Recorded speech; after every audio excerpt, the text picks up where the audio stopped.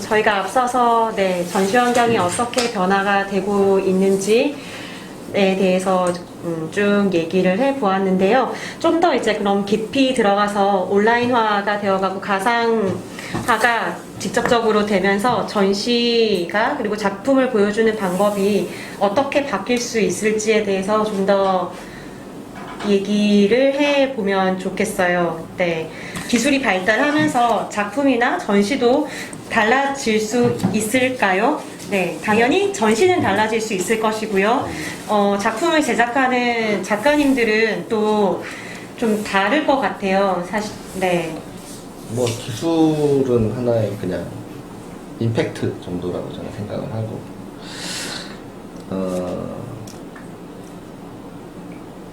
아까 전에 얘기했듯이 이제 클래식한 우리가 해왔던 전시가 있고 코로나 사태로 해서 새롭게 만들어진 무언가를 어떤 태도로 자세를 취해야 되는가에 대한 고민을 해봤을 때 제가 말하고 싶은 거는 저희가 전시라는 것들이 한국 사회에서 그렇게까지 문화화되지 않았다고 생각을 해요. 그러니까 관객들이 거의 없고 현실적으로, 그리고 관객들이 와서 하는 질문이 거의 다 작가가 말하는 말만 듣고 그걸 이해하고 가고 싶어 하는 게 있고, 자기가 스스로 무언가를 해석을 해서 본 거에 대해서 표현을 하고 작가와 대화할 수 있는 어떤 그런 문화는 저는 없다고 봐요. 거의 없다고 봐요. 그거는 이제 문화가 아니라 이벤트 같은 거거든요. 약간 우리나라 전시는 이벤트예요. 어떤 작가 이벤트. 그렇게 저는 바라보고 있는데, 그런 현상 속에서 이런 새로운 콘텐츠를 만든다고 했을 때 제가 봤을 때는 이게 조금 말이 안 될 수 있는데, 가장 중요한 게 통속성이나 보편성을 저는 되게 중요하게 접근해야 된다고 봐요. 그러니까 우리 시각 예술가, 다른 많은 미술인들이 이거를 바라봤을 때 너무 뻔하고 재미없고 되게 쓰레기 같은 전시이고 어떤 방식일 수도 있죠. 우리는 너무 많은 것들을 봐왔기 때문에. 그럼에도 불구하고 이런 사회, 지금 현재 우리가 살고 있는 사회 속에서는 이런 보편적 관점을 무시할 수 없다는 건 있어요. 대중들이 충분히 이해할 수 있는 어떤 통속적인 어떤 장치들이 네. 여기서는 만들어져야 되지 않을까. 누구나 봐도 이해할 수 있는 엄청 뻔한 코드들을 여기 같이 심어놔야지 이런 것들을 계속 먹여주는 거죠.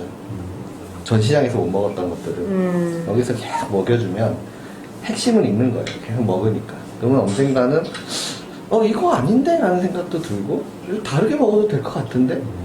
그때 조금씩 변화시켜주면서 어떤 특수성이나 어떤 개인성적인 것들을 더 넣어가면서 변화시켜야 되지 않을까. 새로운 전시 플랫폼이 어떤 기술에 의해서 만들어진다고 하면 보편적인 언어를 우리가 훨씬 더 수용을 해서 많은 사람들이 이해할 수 있게끔 하는 것이 중요하다. 네.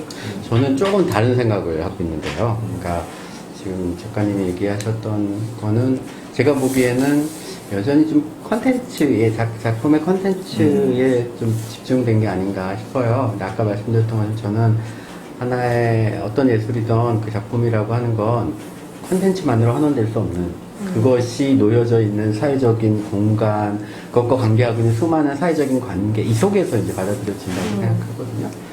그래서 그때 말씀하셨던 대중적인 것이라고 하는 거는 어느 지점에서 생겨나냐면, 작품의 컨텐츠를 이렇게 높일 거냐, 그거를 얼마나 이제 낮춰서 갈 거냐, 여기에서 발생하는 게 아니고, 그게 어떤 컨텐츠를 가지고 있는 작품이건 이것을 어떤 방식으로 이렇게 우리 사회 속의 관계 속에 어느 지점에 어떻게 위치시킬 것인가요? 그렇죠. 저도 같은 그런 생각이 들어요. 그러니까 예를 들면 이렇게 이제 전통적인 예술은 작가가 만든 거였고, 네. 그 작가가 콘텐츠를 규정하는 오서였고요. 그래서 이제 감상자들은 그 작가의 그거를 받아들이는 수용적인 이런 입장이었다면 좀 달라졌잖아요, 많이. 그 점에서 그 점에서 특히 김가람 작가 이전 작업에서 저는 흥미롭게 생각하는 게 이제 셀피 그 점이었는데, 거기서 사실 작가가 한 거는 그 이미지 생산자가 아니에요, 작가는. 그 작업이에요. 그 이미지 관객이 자기 셀카를 가지고, 스마트폰을 가지고 온 관객이 거기서 찍어서 SNS에 올리는 이 사람들이 이미지 생산자인 거예요. 그 작가가 한 일은 뭐냐면 그 이미지 생산을 하기 위한 백그라운드의 배경을 딱 제공해 준 거잖아요. 그러니까 그 점이 흥미로운 지점이었는데 저한테는 기존에 전통적으로 작가가 이미지 생산자고 일반 사람들은 이미지 수용자고 하는 구도가 아니고 일반인들이 그냥 이미지 생산자로 만들기 위해서 백킹을 하는 네. 하는 방식이었던 거죠. 그렇죠? 그래서 이런 방식일 수 있겠군. 그러니까 어떤 컨텐츠를 낮추느냐 높이느냐의 문제가 아니고 어떻게 이제 그 관계에 데이터에 들어가서 그거를 활성화시키느냐. 근데 저도 같은 네. 얘기예요. 네. 같은 맥락인 건데 어떻게가 되게 중요한 것 같아요. 그 어떻게를 보통 작가들이면 어떻게 보면 살짝 어렵게 설명하는 약간 정보 전달을 좀 어렵게 하게 하는 게 있어요. 되게 개인적인 어떤 관점으로. 그런 걸 조금 배제시키잖아요. 조금 더 직접적이고 바로 딱 알 수 있는 어떤 방법을 취해야지 되지 않을까.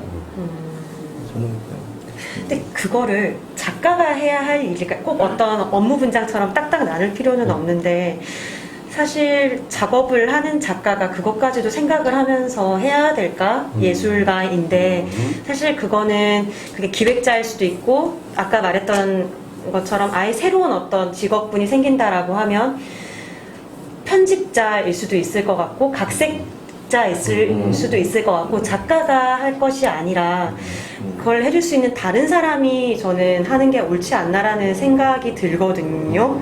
예술품을 만드는 사람인데 예술을 하는 사람인데 그 사람들이 이거를 소비하는 누군가까지 생각해주면 참 좋긴 하겠지만 그것까지 해야 하나? 그것까지 작가한테 하기에는 너무 가혹하지 않나라는 사실 생각도 현실적으로 네. 작가 활동하면 이게 완전 딜레마인데 네. 작가는 생각보다 많은 걸 봐왔고 그런 거를 실천했던 사람이고 그 중간에 큐레이터가 있고 네. 그다음에 대중들이 있는데 이게 생각보다 한국 사람이 엄청 멀리 있어요. 되게 확 멀어져 있다. 네. 그러니까 작가는 더 어렵게 더 막 깊게 자기 세계로 파고들고 빠져들어가고. 있는데 이제는 대중들이 이거를 볼 수 없을 정도면 그 장벽을 크게 쌓아놓고 있는 느낌이 들거든요. 이 미술씬이나 우리가 만들어 놓은 미술씬 자체가. 근데 거기에 이제 큐레이터가 중간에 있단 말이에요. 큐레이터는 작가 말도 들어야 되고 대중도 해야 되는 거기 때문에 여기서 또 말도 안 되는 그걸 딱 얘기해. 대중적 관점에서. 그러면 작가들은 이걸 탁 말도 안 되는 걸 그쵸. 맞아요. 그럴 때가 이걸 많죠. 저시 망치자는 것이 이렇게 되는 거죠. 내 작품을 가니 근데 또 반대로 작가 편을 들면 대중들이 뭐야? 이게 막 계속 딜레마거든요. 이게. 네. 예, 우리 하고 있는 전시 형태가 매번 일어나는 일들이. 맞아요. 네. 그러니까 요 중간 지점을 한번 만들잖아요. 조금 형식을. 이런 고민은 우리 신세별 편집자가 제일 많이 했을 것 같아요. 한 편이라는 맞아. 잡지를 만들면서 어떻게 논문을 가지고 그런 걸 만들까 이거. 김가람 작가님이 필기 작업의 그 방식,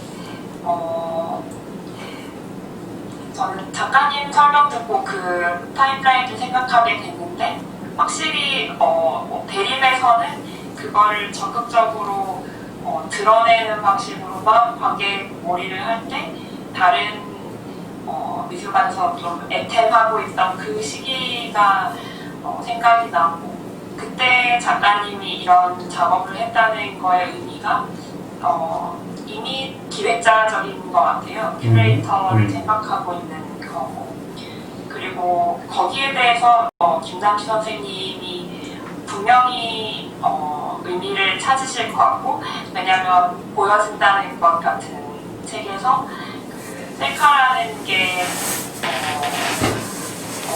사회운동이랑 직접적으로 연결되는 방식이라는 걸 주목하고 긍정적으로 평가를 하셨었잖아요.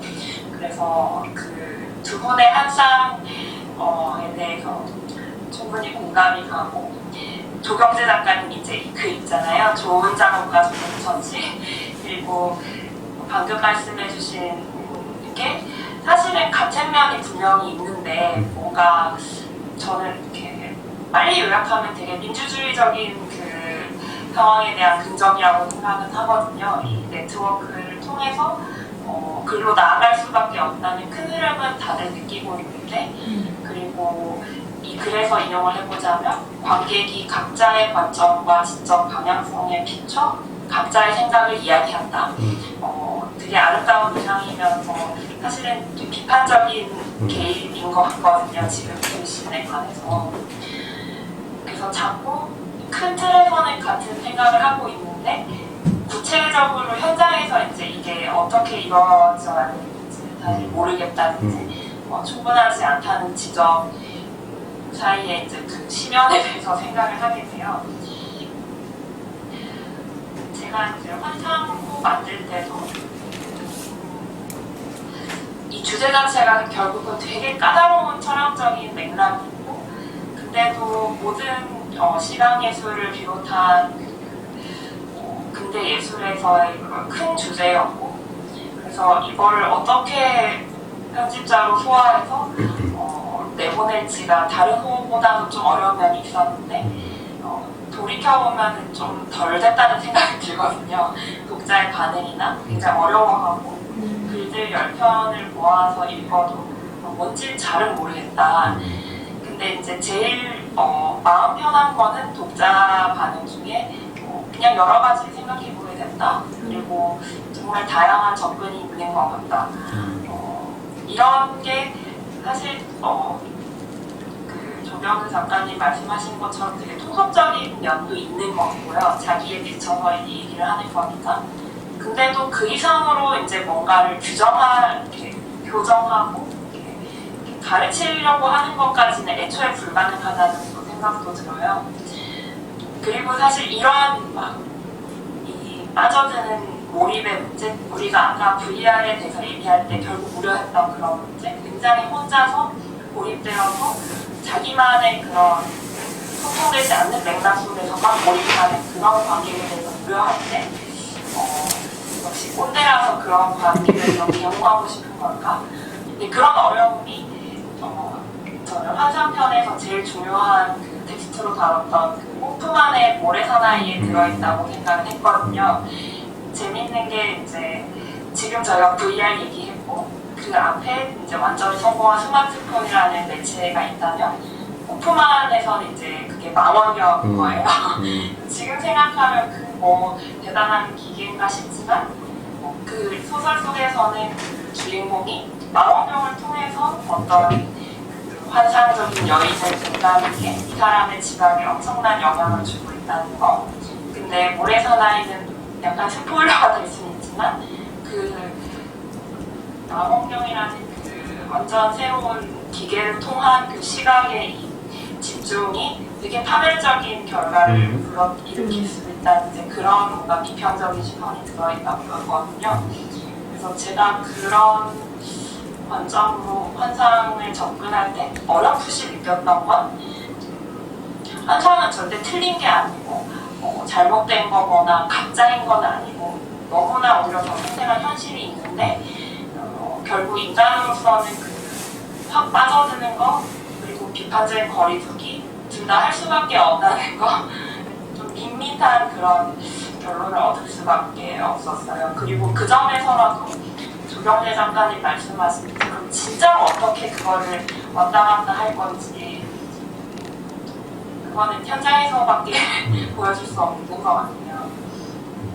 어떻게 보면 그 지점에서 저는 김가람 작가 이전의 작업과 지금 작업에서 어떻게 그 문제를 다르게 이렇게 접근해보자면 이렇게 관객과의 밀당이라고 할까요? 뭐 이런 게 있는 거잖아요. 하나의 작품, 그렇죠. 작가가 하는 작품과 그것을 보는 관객 사이의 이 밀당. 근데 제가 보기에 김가람 작가는 그 밀당들을 꽤 잘 해왔던 것 같아요. 그러니까 그거는 뭐냐면 셀카도 그렇고 비키니 작업도 그렇고 관객에게 뭔가 미끼를 던져주는 거예요. 관객의 욕구를 요구하는 거예요. 아, 당신 여기 와서 셀카 찍고 싶은 욕구를 받아주고 이 비키니 갖고 싶지? 그거를 하게 하는 거예요. 근데 그러면서도 완전히 그냥 관객 요구만을 그냥 내주는 게 아니고 이 작가가 참 영리하신 작가인데 본인이 얻는 게 있어요. 그걸 통해서. 그러니까 일종의 미끼를 던져주고 관객에게 당신이 이거를 하고 싶다면 이거를 행하세요라고 요구하는 게 있단 말이에요.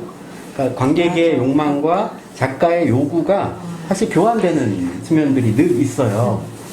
그래서 이전에 비키니 작업에서는 이거 갖고 싶으면 비키니 입고 사진 찍으세요라고 요구하고 그걸 하게 만들고요. 작가에게. 뭐 셀카 아니면 그 롤러 타는 작업 같은 것도 이거 타고 싶으면 와서 뭐 촬영을 하게 한다든지 뭐 이런 것들이 있었잖아요. 그런 것들을 계속 한다. 요게 좀, 이렇게 작가가 그냥 관객이 요구하는 것을 그냥 내주기만 하는 게 아니고, 이거에 대한 어떤 것을 요구하게끔 하는 어떤 인장 관계들을 작업 속에서 이렇게 잘 이렇게 해왔다라고 생각이 들어요. 요번 같은 경우는 뭐죠? 옷 입고 와야 돼. 포멀한 옷을 입고 와야 되라고 요구하는 거잖아요.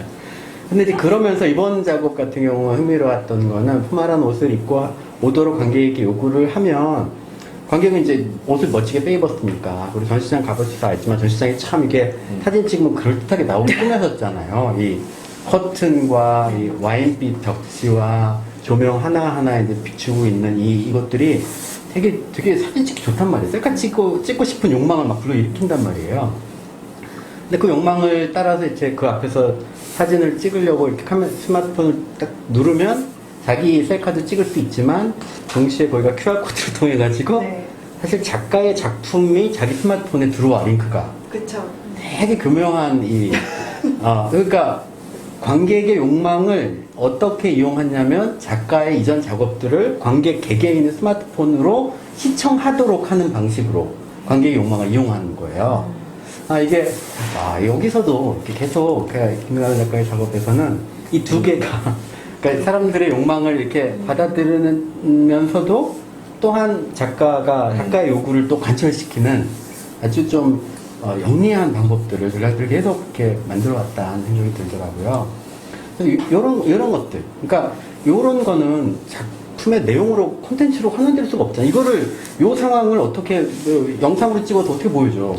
이거는 뭔가 전시장에 오거나 작가의 요구를 따르거나 말거나 이걸 선택하는 관계 요 사이에서 생겨나는 문제인데 전 이게 진짜 중요한 거라고 생각하거든요. 미술 작업에서는 그냥 한 영상에 한 그림 속에 그냥 컨텐츠화되어 들어간 요 내용 자체가 중요한 게 아니고 그래서 요거를 그냥 온라인으로 막 찍거나 뭐 VR로 바꾼다고 해서 이게 미술이 가지고 있는 이 전시가 가지고 있는 이런 부분들은 이렇게 안 된다. 그거 하면 되지 않나요?